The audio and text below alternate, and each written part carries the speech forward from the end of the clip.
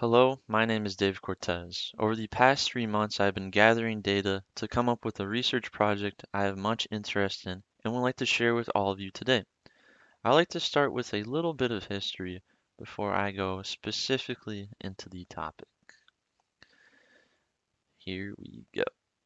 Ever since I was a kid, I was fascinated by Japanese culture and its imports, ranging from video games, trading cards, and even books to animation. These products, which had taken over my life, were different from other Western media. At the time, I didn't know it was Japanese, but it was exciting. To this day, me and my friends still consume Japanese media. Although knowingly now, it's still such a big part of our lives, it still dominates our conversations. It's not unusual to see people fan over Japanese media on social media. It begs the question of how it got so big and what will happen if it gets bigger. This is why I would like to talk about Japan's takeover of pop culture in the West and its continual growth. Pop culture, as in video games, music, animation, comics, they haven't taken over movies, and I don't think they will, but they definitely made a big impact in these other mediums. And we'll be talking about methods.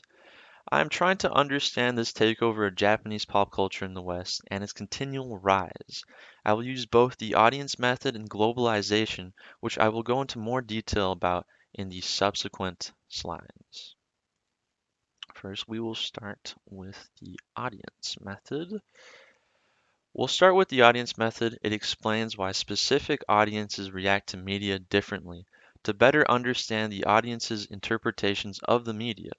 An example of this would be the giddy reaction audiences have to that of the Hollywood blockbuster and analyzing why the audience reacts this way. The use of this would be to explain the audience's proclivities towards Japanese cartoons, music, anything really, which have seen a gradual interest over here in the West, and examine what attracts them to this towards this type of animation, video game, or type of music.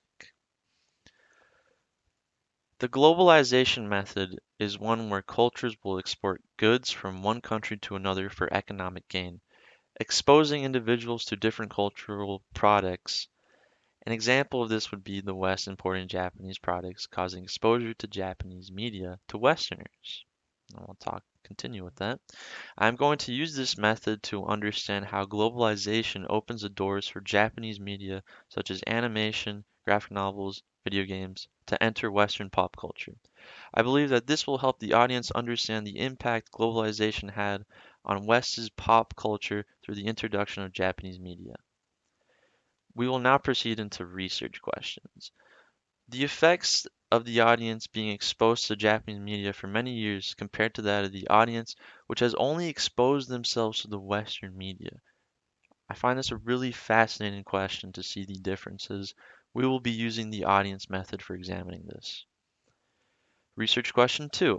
What is it about Japanese media such as video games, animation, graphic novels, and music that's aesthetics appeal to us in the West? We will also be using the audience method for this. On to our final and third research question. How does the continued globalization of Japanese media affect Western media?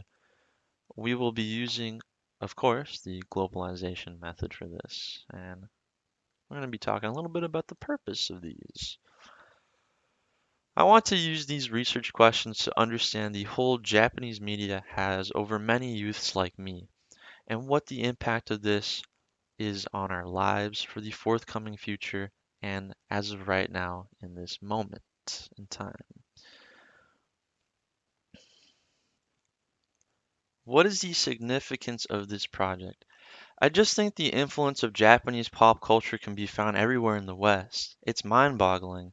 Actually, people in the 80s and 90s were scared of Japan taking over the West because they were making so many technological advancements.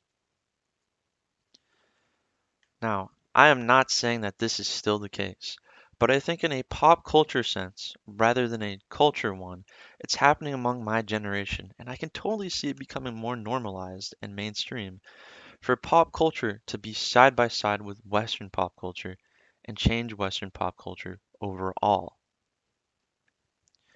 It's not just a phase either. Steadily since the 90s has, for example, Japanese animation become more and more popular. Now other Japanese media has produced that same response. J-pop, city pop, that's like a music example. Manga, which are Japanese comics, have become steadily more popular since the 2000s. Even though this research project is more towards the interest of my generation, I do want to expand the topic to the older generations to really understand what's popular and meaningful to us of the younger generation. It could be helpful to understand the trends that us youngsters indulge in. I kept the project more specific by choosing Japan, but I would like to mention South Korea as an example of a continual rise. They are more in the music and movie side rather than the things that the Japan focuses on. I would like to thank the research communications class for letting me have a chance to push myself to learn about this topic. I've been interested for so many years. I probably would have been too lazy to do research otherwise on my own time, but thank you very much. And that's the end of the presentation. Thank you for witnessing my PechaKucha and for trying to broaden your horizons with a topic which I don't think gets talked about enough academically.